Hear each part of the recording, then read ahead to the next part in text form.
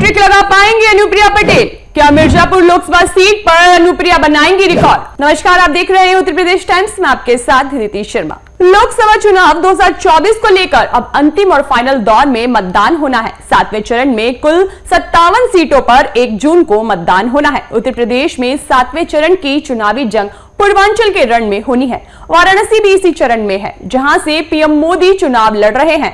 अंतिम चरण में 1 जून को 13 सीटों पर मतदान कराया जाएगा। पूर्वांचल की लड़ाई में जाति की बड़ी भूमिका होती है। एक समय ब्राह्मण और राजपूत चुनाव की दशा और दिशा तय करते थे। अब बीजेपी के सामने जातियों के चुनावी चक्रव्यूह को तोड़ने की चुनौती है, तो वहीं बीएसपी के लिए अपने सियासी आधार को बचाए रखने की लड़ाई है। लेकिन मिर्जापुर के मैदान में क्या होता है, ये परिणाम ही तय करेंगे, क्योंकि वहां की रवायत रही है कि कोई भी 3 से ज्यादा बार नहीं जीता है। यादव के बाद कुर्मी को उत्तर प्रदेश की दूसरी सबसे बड़ी ओबीसी जाति मानी जाती है। उत्तर प्रदेश में इस जाति का नेतृत्व करने का दावा अपना दल करता रहा है। अपना दल विधानसभा में तीसरा सबसे बड़ा दल है। अनुप्रिया एक बार फिर मिर्जापुर के चुनाव मैदान में है। वहां सपा ने भदोही से बीजेपी सांसद रमेश बिंद को टिकट दे दिया है। यहां बीजेपी, एसपी और बीएसपी की तिकोनी लड़ाई चली है। यहां पटेल बिंद और ब्राह्मण जाति का प्रभुत्व है। सपा ने बिंद, बीएसपी ने ब्राह्मण उम्मीदवार उतारा है। तो वहीं केंद्रीय मंत्री अनुप्रिया पटेल मिर्जापुर लोकसभा सीट से हैट्रिक लगाने को चुनावी रण में पसीना बहा रही हैं। इस बार अनुप्रिया पटेल के पास मौका है, लेकिन राहें आसान नहीं है। मिर्जापुर के लोकसभा इतिहास में 3 बार चुनाव में कोई भी उम्मीदवार जीत नहीं दर्ज कर सका। कुछ सांसदों ने 2 बार चुनाव में जीत दर्ज जरूर की, लेकिन 3 बार जीत दर्ज करने का रिकॉर्ड नहीं बना सके। तो वहीं पूर्व के चुनावों में 2 लाख से अधिक मतों के अंतर से जीतने वाली अनुप्रिया को अब की सपा गठबंधन से कड़ी चुनौती मिलती दिख रही है। दूसरे छोटे दल भी अनुप्रिया को घेरने की कोशिश में है।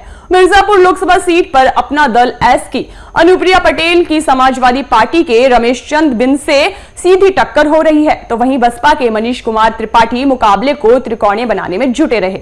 बसपा के मनीष कुमार त्रिपाठी मुकाबले को त्रिकोणीय बनाने में जुटे रहे हैं। 1996 में एक बार मिर्जापुर में चुनाव हुआ। इस चुनाव में समाजवादी पार्टी के टिकट से डकैत फूलन देवी की सियासत में एंट्री हुई। इस चुनाव में उन्होंने जीत मिली, जहां पहली बार डकैत फूलन देवी सांसद बनी। 2 साल बाद फिर हवा बदली और उपचुनाव हुए।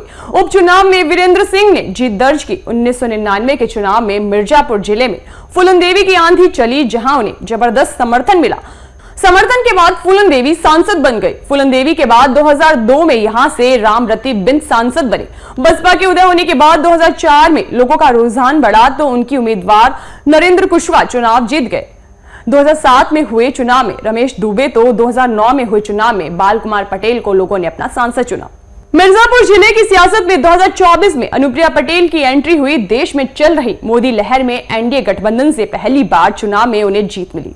मोदी कैबिनेट में उन्हें जगह भी मिली, जहां केंद्रीय राज्य मंत्री बनाया गया। 2019 में हुए लोकसभा चुनाव में दोबारा एनडीए गठबंधन से चुनाव जीत 2019 में हुए लोकसभा चुनाव में दोबारा एनडीए गठबंधन से चुनाव जीतकर सांसद बनी, जहां पुनः उन्हें केंद्रीय राज्य मंत्री बनाया गया। 10 सालों तक लगातार सांसद बने रहने के बाद तीसरी बार चुनाव है। तो वहीं प्रधानमंत्री नरेंद्र मोदी सहित मुख्यमंत्री, मंत्री व भाजपा के दूसरे नेता अनुप्रिया के लिए खूब प्रचार कर रहे हैं। मां विंध्यवासिनी कॉरिडोर से लेकर मेडिकल कॉलेज, विश्वविद्यालय, गंगा पुल, हाईवे, हर घर नल, मुफ्त राशन, प्रधानमंत्री आवास आदि का क्षेत्रवासियों पर प्रभाव देखने को मिल रहा है। जो अनुप्रिया से नहीं भी खुश हैं, वे भी मोदी के लिए कप प्लेट का बटन दबाने की बात कर रहे हैं। अगर वो हैट्रिक लगाने में कामयाब होती हैं, तो हैट्रिक लगाने वाली पहली सांसद होगी। फिलहाल इसके लिए काफी मेहनत करनी पड़ेगी। देश विदेश की तमाम बड़ी खबरों से जुड़े रहने के लिए देखते रहिए उत्तर प्रदेश टाइम्स।